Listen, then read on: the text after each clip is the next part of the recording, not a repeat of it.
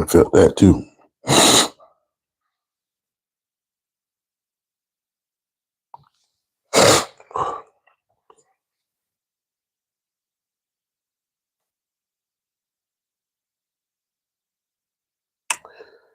All right, good morning. This is Sports for Real with Coach Hall.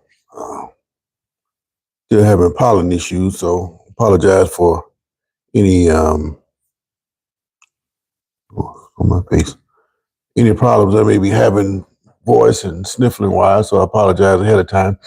I need to take my Equate Loranamide tabs. Got to clear everything up, but it'll put me to sleep. The biggest issue is getting back to work after being off a week. As you can see, my timing is a little bit off. I'm on a little bit later than I would like to be today, but I don't have a whole lot to cover. So I got about 10 or 12 minutes and I got to be out. So the question is, with the NCAA tournament raging, with both the men's and women's first and second rounds complete, and everybody's headed to the Sweet 16, can Florida and Uconn basketball programs produce the next NCAA champions? Well, all around me, that's all I hear. The Gators, the Gators, the Gators. Ever since the Gators won the tournament championship, SEC tournament championship, people have been declaring them the champions. They've already got them cutting down the nets. Well, that's weeks ahead of time. And Chris, what's going on, man? Yeah, I'm trying to hang around. I disappeared for a while, but I come on and get my little 10 minutes in. But ever since they won the SEC championship, everybody's claiming that they're going to win the NCAA championship. They elevated up to a number one seed, bypassing Tennessee. And a lot of people feel that they are playing their best basketball at the right time of the year. I kind of agree with where you're playing now as opposed to what you've done over the course of the season matters more. And that is in reference to Auburn. Auburn is the number one overall tournament seed, but they struggled a couple games and they lost like 3 or 4. And people say, well, look at the competition they're playing. Give a damn what the competition is. It's just like you going up against a crocodile. Yeah, you took the croc on, but you also know that is a very formidable foe. And if you lose, you lost. And it doesn't matter about how well you looked. Either you survived or you didn't. And Auburn, they lost those 3 or 4. I don't think they deserve to be the number one overall seed at that point. But that's water under the bridge. They got the 1 seed, and they got through the first weekend, which their coach Bruce Pearl said he had to do. And after that, they can relax. Well, I don't know how you can relax when the games are going to be a little bit tougher, but I kind of understand what he's saying. He's saying pretty much that we got our act back together, and by getting through that first round, it enabled us to be in a position to put it all the way back together and get back to the team that they were for the balance of the season. But Florida's playing a little bit better than Auburn. I think they deserve the number one seed. And as a number one seed, they get rewarded with a bracket that has the defending 2-time champions Uconn Huskies in their way. And as predicted, I thought that they were going to have a very difficult time with Uconn because these guys are used to winning, and the coach is going to be able to come up with a game plan to try to derail the Gators.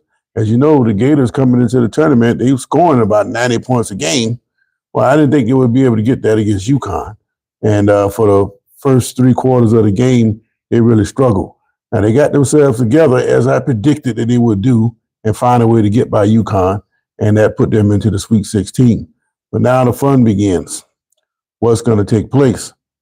A lot of people already got the Gators cutting the nets down, and I still find that a hard way to go because while they were winning, the way the NCAA does it now, as opposed to when I was in school, if you were at Raleigh, the way Gators were, you were in the same 4 teams in that competition would be playing against each other.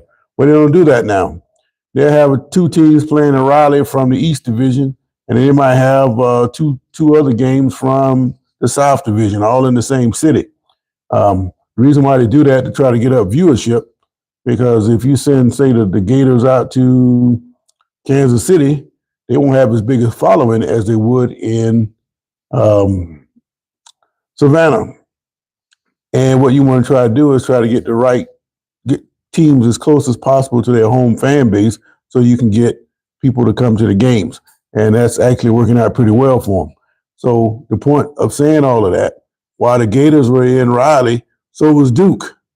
So they got a firsthand look at what Duke looks like and vice versa. Now, I told you guys with that guy Cooper Flag, I never liked Duke, but the way they playing, to me, that's the number one team. So you could talk about Auburn and you can talk about Florida all you want. But if you can't find a way to stop Cooper Flag, it's going to be a problem trying to get by the Duke Blue Devils. And nobody's really coming out and saying it. But I told you that before the tournament started. And I hadn't seen anything to get me off that. Now, Florida did get by Uconn. That's the men's side. On the flip side, you have the Uconn women. Now, I saw them play last night in their second round game against South Dakota State. And the women, they do it different. The top teams oftentimes get a chance to host, and that's what took place last night. They hosted South Dakota State, and while that was going on, just before that, North Carolina women were playing West Virginia. I was looking at both games, and I noted the difference between the two games. In the North Carolina game, I saw a lot of air balls and bad offense being run. And these are the two teams in the second round of the tournament now. And they didn't operate at such a high level. Now, they played well enough to put points in the basket, but they didn't look like championship outfits. But when I turned over to Uconn, I can clearly see that this team was operating at a high level. They're doing back cuts, they're hitting long range shots, and they're not shooting air balls. It just looked like a fine-tuned operation.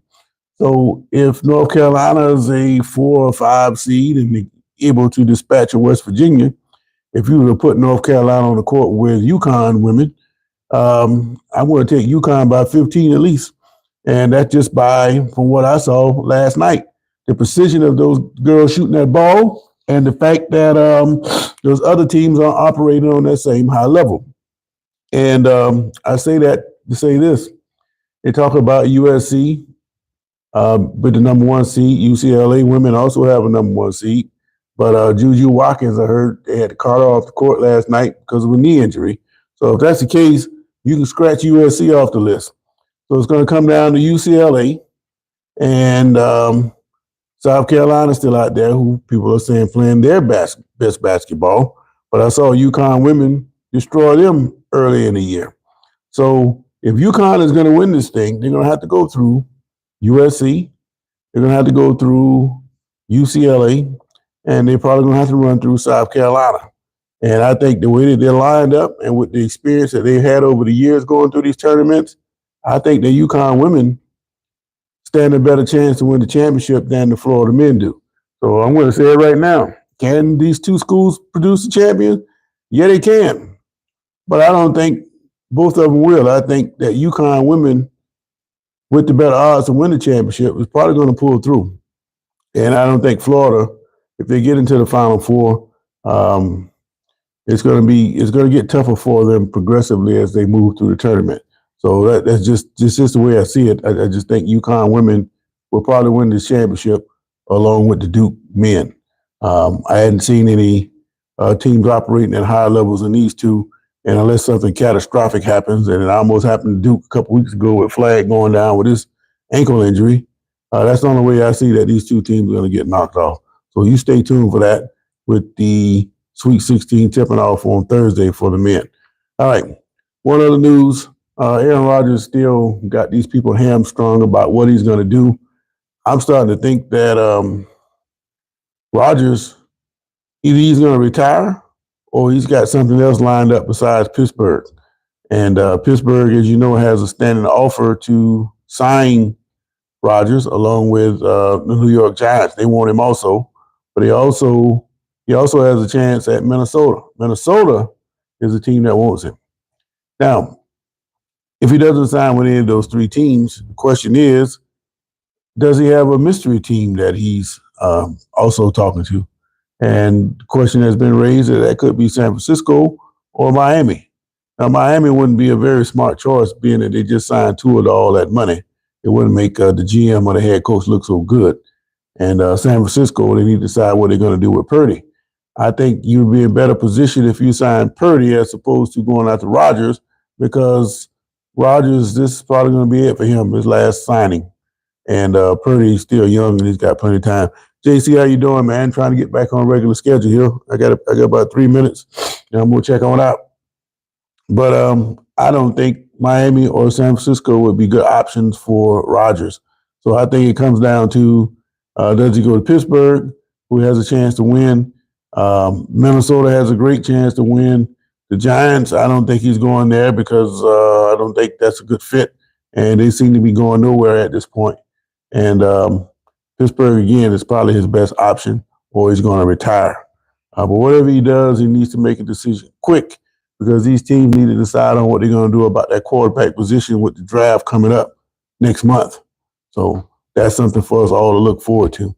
But yes, he went to Pittsburgh last week, spent like 6 hours in the building, beating around the bush with the Steelers, and I don't know what he's waiting for. But he needs to make a decision, come on in and do something, man. So these teams know what they need to do. But Pittsburgh with Aaron Rodgers, and they're supposed to have a revamped mindset now. The Steelers had they don't have very many losing seasons, but they also haven't won any playoff games lately. So the way that they're doing things is kind of outdated. And until you step up into the modern world, kind of like what the Dallas Cowboys are. And I heard it said the other day, and it make a lot of sense. The ACC basketball approach to this modern day NIL and all of that, they kind of like fell off the wagon real quick. And if they don't step into the modern world and adjust, then the ACC is going to be an afterthought when it comes to college basketball. And you know the deep history of the ACC, especially with heavyweights like North Carolina and Duke involved. They still got Duke carrying them, but for how long?